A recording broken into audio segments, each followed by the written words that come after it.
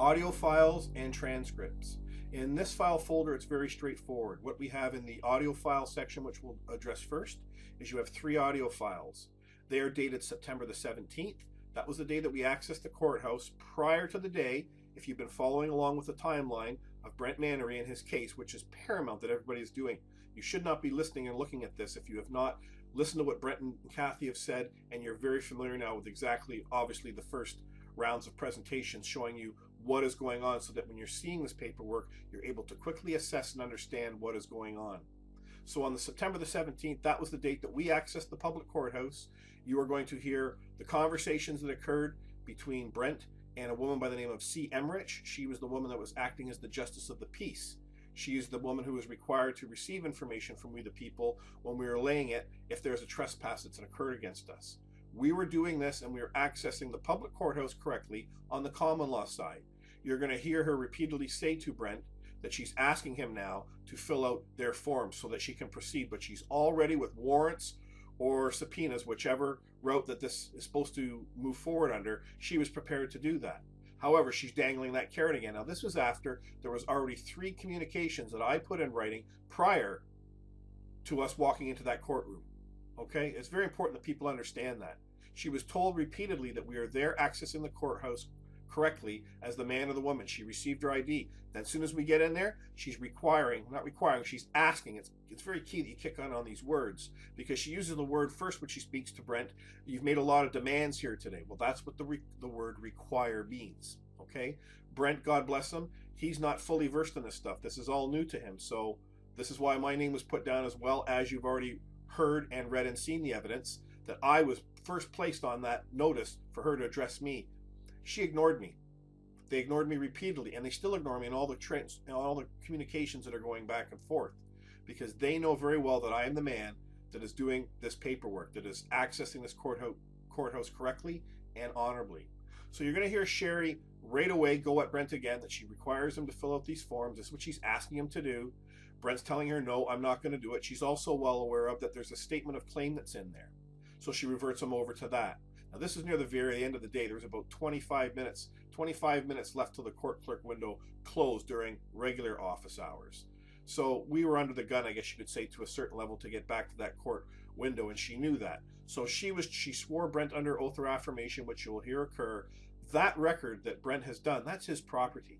Okay? This is the record that we were seeking for them to release to Brent so that he can include it within his Manary Court, the filing, so that everything is all in one place, so that you can see from start to finish exactly what's going on, so that there's no shenanigans going on, or corruption, or trespass on the case, as it's known, occurring at our public courthouse. The other point that I want to make clear with this, that you see on the September 18th audio transcript, that is the next day when we were appearing in their court, addressing all these actions that they've been doing in a legal capacity to drag Brent into court for the last 12 months prior. It's important you recognize 2 things. First and foremost, look at the writing that's on the transcript. All of a sudden you see in Her Majesty the Queen, right, appears, that's a corporation in all capital letters, just so you know. I don't think Brent's hurt the Queen or anything, or done any wrong to him. Is that Queen going to come forward and claim that this man's his property? No. Does she have a contract with this man? No. And just because their service corporations create services such as the Tobacco Act, that doesn't bind any man or woman to it. You're providing services to we the people. So it's very important you understand and recognize this. From law enforcement side, because they are so ignorant to what's going on, they should know by now that within their system, within this legal system that these service corporations are providing, that has all these bar members, if you go and you read all of their internal documentation, they've been addressing process and trying to streamline it, get it in quicker so that things aren't dragging on for years, and that they can actually adjudicate it and supposedly do a really great service that they're providing to the people, which we all know is complete crap. What has happened here, if you will look, you will see that on the first 2 transcripts that are there that came from the court, you're going to see that Sherry Emmerich, she was the woman that was in court on those days. Okay? She is removed on the 18th. She's not there. She is supposed to be there on the 18th, again in front of Brent when he's coming back to address this matter. But now we see a man, and I can bear witness to that he came in all flustered into that courtroom, a little guy named Walter, didn't know his name yet. He was the guy that was assigned that morning to that court, which is clear to me this occurred. So what they've done is they've broken their protocol that they had internally, that they're supposed to have a justice of the peace or a magistrate, whoever is assigned to that, all the way up through pre-trial. And I don't know if within their system, if then it goes to a fresh set of eyes and ears or a judge or whatever in their system. I'm not sure, but you can see this protocol got broken on that morning.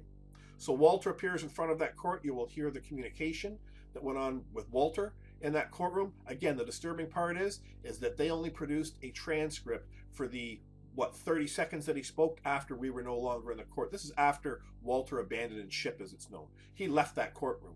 Okay, he had never achieved or secured jurisdiction over this man. And the notices were all put to him honorably, exactly what is in the file folder. You can see what Walter received that day. So as a result, they just pushed ahead and they set a court.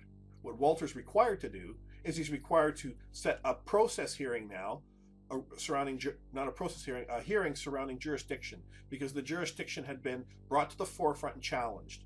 Just so you know, the jurisdiction of the court can be challenged at any time in their system or our system.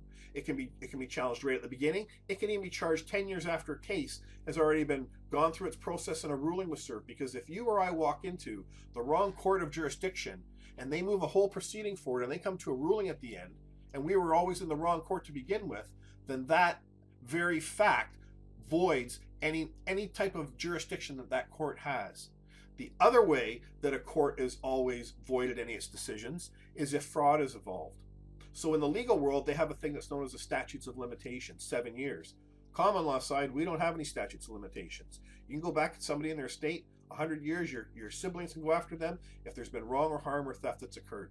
You have that right to do. Even in their system, in the legal side, those are two areas that there's no statutes of limitation: fraud and also jurisdiction, if they screw it up in their system, which has occurred here. So it's important that you recognize this, that as soon as you look at their written transcripts, you're going to see Brent Manary's name in all capital letters. And now you know that's not Brent Manary. That's the corporation that this queen went and created through her agents and her officers. And she's trying to pin that on Brent, that that's who you are, buddy, and you're bound by my codes, rules, and regulations. And by now, everyone has seen that these people have not wronged or harmed any man or woman. They've had their property stolen. And then after their property was stolen, well, we know the rest that's followed. So it's very important when you see these communications, what they represent, and then reading them, and then seeing how they're being attacked. When you're in their court system, you have no rights. You need to understand that. You have no rights when you're standing in a legal proceeding, because that court is the wrong jurisdiction. You're only being looked at as a person, as the corporation upon which that man or woman wearing the black robe has jurisdiction over. So please go through these transcripts, the audio and the written, thoroughly, so that you understand exactly what was occurring in the courthouse that day.